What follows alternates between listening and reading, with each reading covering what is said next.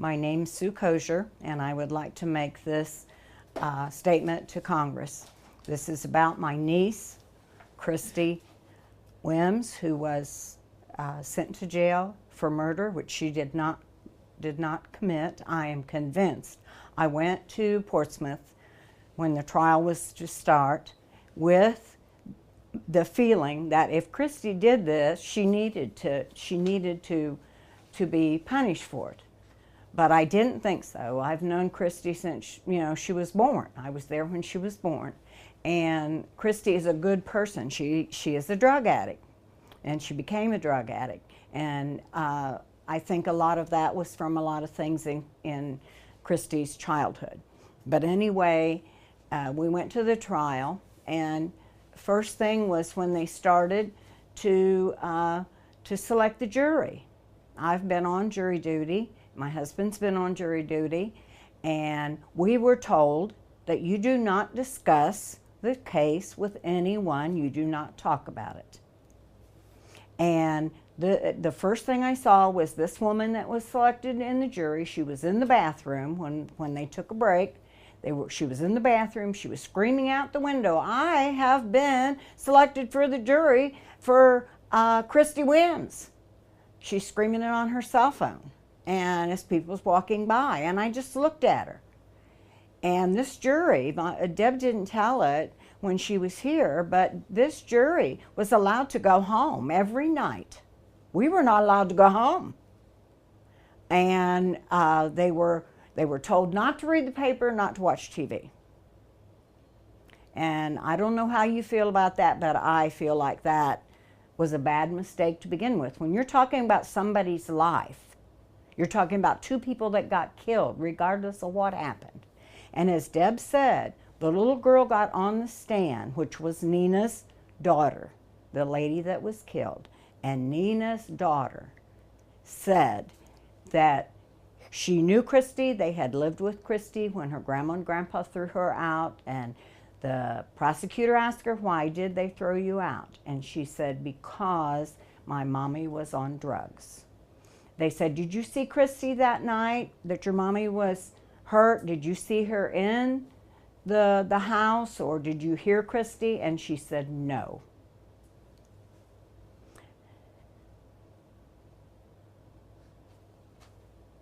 Okay. And so she said, "No, I did not see Christy." And at this point, she looked over at Christy and smiled. Now, you don't do that to someone that has hurt your mom, a child. And then she told how she looked out her bedroom window once the man put her in the bedroom and told her to stay in there. She looked out and she saw a white van in the driveway, okay? And so that was never mentioned. Christy's attorney did not re-question the little girl. He did not ask her. I'm not saying he should have badgered her, because the little girl was, I think, 10 years old, so she shouldn't have been badgered. But you could have asked her questions and gotten good answers. I think she knew what happened in that house, but they didn't want her to tell that. And so anyway, that was the first thing. The second thing was many times I saw Christy. I kept eye contact with Christy. Christy talked to her attorney and shake her head. No, that wasn't the way it was, but he never objected. One time, I think he objected in the whole 5 days, and it was just, the judge fell asleep. I saw him fall asleep. At one point, he was reading a book, and the jailer was spitting in a Dixie cup, chewing tobacco. So, I mean, it was just, the jurors were talking. The two back jurors that were the back ones were talking constantly during the trial. And I was facing them just like I'm facing you now. So I was facing their backs, and I could see everything that was going on. And I kept saying to my daughter-in-law was with me, and I kept saying to my daughter-in-law, "This shouldn't be. They aren't allowed to talk amongst each other. This shouldn't be, not now." you know, and it went on the whole time. The judge never said anything. The attorneys never said anything. The prosecuting attorney never said anything. And when the one detective, Mr. Blaine, I remember his name, very red-faced, wanted to know who I was. He asked different people who I was and pointed to me. He wanted to know who I was because I was in their neck of the woods and I hadn't been there for a long, long time. And he wanted to know what I was doing there. And somebody told him, then this is Christy's aunt. And he got on the stand and he said, we got the call. And as soon as the call came in, we knew who had done it. I was convinced right then that my niece was guilty, that they all had already decided that Christy was guilty. And they tried every way to prove that Christy had footprints around the house.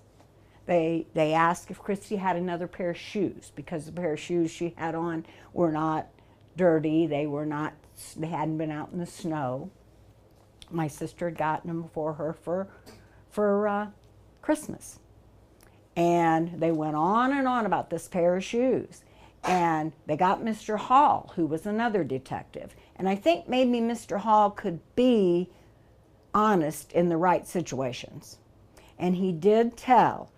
He said, there's no use of going on about the footprints because by the time we got there, the paramedics had been there, the Mannings had been there, there had been people all over around that house. He said there was really no DNA that could be attached from the footprints. And then Mr. Markins had three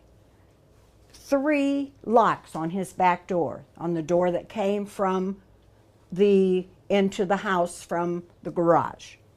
There was 3 crowbars used to open those doors. Now you're telling me that a man that has drugs and peddles drugs, so to be, that he had that place, and Christy said when she was on the stand, is he kept it locked up like Fort Knox. You weren't going to get in there unless he wanted you in there. She said that Gary Dale was constantly going to kill his dad and constantly going to go over there and beat him up. And she said, Gary, you just might as well forget all about that. They call him Gabby. Gabby, you might as well forget all about that because your dad keeps that place locked up like Fort Knox. And he carries a gun. He sleeps with a gun under his pillow plus one on him. Now tell me that this is someone that a 78-pound drug addict could go in and kill him and her both. And I just looked at Nina's report there of the autopsy, and it said no drugs were found. They showed us track marks that Nina had up her arms and between her toes. They showed pictures of that in the court. But now there was no, and Christy said to her attorney, she told him several times, and I could tell what she was saying, tell them to open the safe. The safe was down at the end of the hall, and it was as high as the roof was. And it was never opened until they released it 3 days later to the family. Now we had a case in Defiance that a daughter came in and killed her mother. They did not open that house back up until after the trials were over.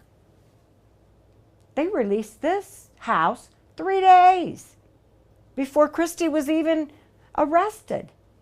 And then they found 2 cigarette butts. And they showed pictures when the trial was going on of the garage, okay? The garage was in one state when they found the cigarettes laying by the door into the house. Those cigarettes were not there when they showed the first pictures. All right, let me understand that. You're saying they showed pictures of the garage, before the house, they showed pictures of the garage before the house was released back to the family. Which was only 3 days. 3 days. And 21 days later, they come up with cigarettes with Christie. They're 2 cigarette butts. And this was made clear to the jury? No. Oh. No, it was nothing was said. I looked at my daughter-in-law. My daughter-in-law knows it. And I said, those cigarette butts weren't laying there. There was a broom that was leaning up against that. And when they had showed the pictures before, they had the pry bars laying there where supposedly whoever went in had pried the doors open. It was a steel door. And there was 3 crowbars used. And the one they said had Gary Dale's Jr.'s DNA on it, Cecil's DNA on the other one, and an unknown male DNA on the third. But they were Christie's cigarettes. I said, do you suppose they walked over you? You know that Christie lived close to Mr. Markins, that she just lived just over across the creek from him. And you suppose when they went in Christie's trailer that night, that night they went to Christie's trailer, and someone asked one of the detectives, said, why did you go into Christie's trailer when you didn't even know if Christie Wims was, involved in this? Well, we wanted to see if she was okay since there was 2 people shot. Bull crap. They broke the door down. Okay. Let me ask you just to say a couple of things as sound bites, because you're not a witness. You don't, you're a witness to the trial. I'm a witness to the trial. The key thing for me to get from you is your observations of the trial. So give me a short soundbite that says whether the fact that you don't think it was a fair trial and it wasn't handled properly. It was not a fair trial. It was a kangaroo court. When you hear the definition of a kangaroo court, that's exactly what I would say. And my daughter-in-law and I both agree. And she's from Toledo. She lives in Toledo. She wouldn't come today because she's afraid of what can happen to us. But I don't care. I'm an old woman, and if I can get, do something to see justice served. It needs to be justice. Christie was not near that trailer or that house. She was over in her trailer, and she was dope sick, and she went to my sister's house dope sick. And they showed pictures of her when they had her in questioning. She asked Detective Blaine, I think it was, if he could get her an Oxycontin because she was freezing to death. She had 2 blankets around her. Yeah, she told 3 different stories. She was going to do anything to get a fix. I mean, she was. I don't know that much about drugs, but I do know that I've seen enough on television and heard enough to know that she was dope sick. Tell me about Christie's attorney at the trial. What kind of job did he do?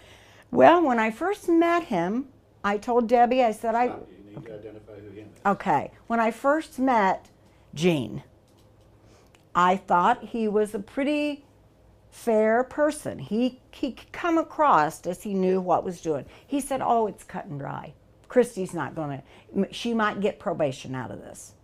He told me that standing right out in the hall after the juries were selected. And that day, when I left on Friday after they adjourned, and the jury went into deliberation. I walked out with him. And I said, well, Gene, I don't see anything here that makes Christie guilty. And he said, no. The only thing Christie's guilty of is being a drug addict. Then why didn't he defend her better? Why? I mean, why did this little girl get 67 years? The guy that actually shot the man and the girl. And they know it because he had blood all over him. He only got 1 more year than my niece got. 1 more year. Right, now this is something I didn't know about. So somebody 3 else more. was convicted too? Yeah, oh yeah, later on. Okay, Christie's trial was first. all right. And Cecil got life. Yeah, Cecil Conley, which would be relation to me in a roundabout way. But anyway, Cecil got life in prison. But these trials were after Christie's. go ahead, speak up. I told her nothing. Her No. and my other sister or any of my family. I said, come, Christy's being tried for murder. And I said, don't watch TV, don't do nothing. I said, I've got to have your honest opinion whether she's going to get fair treatment. And I'm a good religious lady. I teach Sunday school. I teach Bible study. So I wouldn't sit here and tell you anything that wasn't true. All right, well, who, Cecil? Cecil Conley, Okay, it was convicted and got life. Uh-huh. And what was the difference between his involvement? What did they say happened? Did they say that Christie is guilty just because she was there? Christie was guilty because she knew by compliancy. Is that the word I want to use? Complicit. Complicity. Okay? They said she masterminded. That she masterminded it.